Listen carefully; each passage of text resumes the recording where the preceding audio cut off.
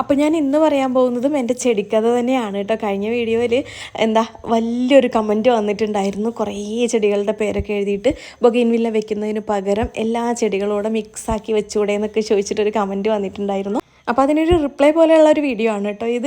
അത് കഴിഞ്ഞ 2 ദിവസമായിട്ട് പീരിയഡ്സ് പെയിൻ ആയിട്ട് എനിക്ക് ആർക്കും റിപ്ലൈ കൊടുക്കാൻ പറ്റിയിട്ടുണ്ടായിരുന്നില്ല. അതായത് ബൊഗെയിൻവില്ലയെ മാത്രമായിട്ടല്ല കേട്ടോ ഞാൻ സ്നേഹിക്കുന്നത്.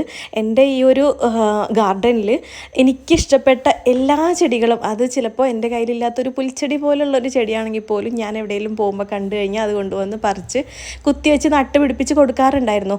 എൻ്റെ ഈ ഒരു ഗാർഡന് ഓരോ ദിവസവും ഓരോ മുഖമായിരിക്കും കേട്ടോ. കാരണം ഞാൻ ആഴ്ചയിൽ ഒരിക്കലെങ്കിലും ചെടികളെ അങ്ങോട്ടും ഇങ്ങോട്ടൊക്കെ മാറ്റി വെച്ചിട്ട് അതിൻ്റെ ആ ഒരു ഭംഗിക്ക് മാറ്റങ്ങൾ വരുത്തിയിട്ട് ഞാനതിനെ ആസ്വദിക്കാറുണ്ട് കേട്ടോ.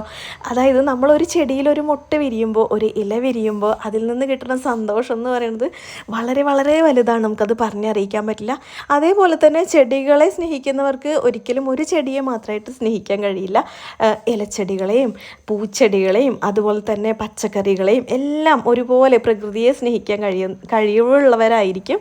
അതേപോലെ തന്നെ ഒരുപാട് ക്ഷമയുള്ളവരായിരിക്കും കേട്ടോ. കാരണം 1-2 ദിവസം കൊണ്ട് നമുക്കൊരിക്കലും ഇതുപോലൊരു ഗാർഡൻ സെറ്റ് ചെയ്തെടുക്കാൻ കഴിയില്ല. ഒരുപാട് ക്ഷമ വേണം അതിന്. അതുപോലെ തന്നെ ഇഷ്ടപ്പെട്ടിട്ട് നന്നായിട്ട് കഠിനാധ്വാനം ചെയ്യുകയും വേണം കേട്ടോ. നമ്മൾ ഇഷ്ടപ്പെട്ട് ചെയ്യുമ്പോഴേ നമുക്കിത് എന്നും തുടർന്നുകൊണ്ട് ചെയ്തു പോകാൻ പറ്റുള്ളൂ. പിന്നെ ഓരോ ചെടിയെയും കുറിച്ച് പഠിച്ചിട്ട് വേണം നമുക്ക് ഓരോ ചെടിയും വളർത്തിയെടുക്കാൻ വേണ്ടിയിട്ട്. അപ്പോൾ ഞാൻ എൻ്റെ ഈ ഒരു കാലാവസ്ഥ, അതായത് ഈ പാലക്കാട് ഭാഗത്തുള്ള കാലാവസ്ഥയിൽ ഇവിടെ എൻ്റെ ഗാർഡനിൽ നിന്ന് പോകുന്ന ചെടികളെന്ന് പറഞ്ഞു കഴിഞ്ഞാൽ അത്യാവശ്യം ചൂട് സഹിക്കാൻ പറ്റുന്ന ചെടികളാണ് ഇവിടെ നിന്ന് പോവുള്ളൂ. അതുകൊണ്ടാണ് ഇവിടെ ബൊഗെയിൻവില്ല കൂടുതലായിട്ടുള്ളത് കേട്ടോ. ആദ്യമൊന്നും എനിക്കതൊന്നും അറിയില്ലായിരുന്നു. നമ്മൾ തണുപ്പുള്ള സ്ഥലത്തു നിന്നൊക്കെ ചെടികൾ കൊണ്ടുവന്ന് കുത്തിവെച്ച് കൊടുക്കുമ്പോൾ അതൊക്കെ അളിഞ്ഞു പോകാറുണ്ട്. ഇപ്പം ഞാനത് ചെയ്യാറില്ല. കാരണം എന്താ വെച്ചാൽ നമുക്കറിയാം ഇന്ന ചെടി വീട്ടിൽ കൊണ്ടുപോയി വെച്ച് കഴിഞ്ഞാൽ ഉണ്ടാവില്ല എന്നുള്ളത്. അതുകൊണ്ട് തന്നെ ചൂടിനെ പ്രതിരോധിക്കാൻ കഴിവുള്ള ചെടികളാണ് ഇപ്പോൾ എൻ്റെ ഗാർഡനിൽ നിൽക്കുന്ന ചെടികളൊക്കെയും തന്നെ.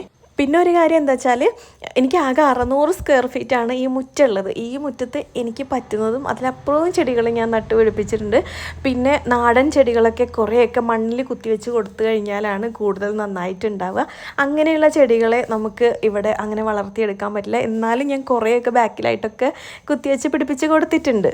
പിന്നെ ഇതൊന്നും പോരാഞ്ഞിട്ട് കുറച്ച് പച്ചമുളക്, തക്കാളി, വെണ്ടയ്ക്ക, വഴുതിന, കുരുമുളക്, കുറ്റിക്കുരുമുളക് ഇങ്ങനെയുള്ള ചെടികൾ, അതായത് പച്ചക്കറികളൊക്കെ ഉണ്ടല്ലോ, അതൊക്കെ ഞാൻ വാർപ്പിന് മേലെയായിട്ട് നട്ടുവെച്ച് കൊടുത്തിട്ടുണ്ട്. അപ്പോൾ ഓരോ ചെടിയിലും ഇലയും പൂക്കളും ഒക്കെ വരുമ്പോൾ ഞാൻ ഇതുപോലെ വീഡിയോസൊക്കെ എടുത്ത് വെക്കാറുണ്ട്. കാരണം ഡിപ്രഷൻ എന്ന് പറഞ്ഞിട്ടുള്ള ഒരു സ്റ്റേജിൽ നിന്ന് എന്നെ പുറത്ത് കൊണ്ടുവരാൻ എന്നെ സഹായിച്ചത് എൻ്റെ ചെടികൾ തന്നെയാണ്. അങ്ങനെ ഞാൻ എടുത്തു വെച്ചിട്ടുള്ള ഓരോ സന്തോഷങ്ങളും മിക്സ് ആക്കിയതാണ് ഇന്നത്തെ വീഡിയോ. അപ്പോൾ എല്ലാവരും ചെടികൾ നട്ടിട്ട് ഈ ഒരു സന്തോഷം അനുഭവിച്ചറിയും.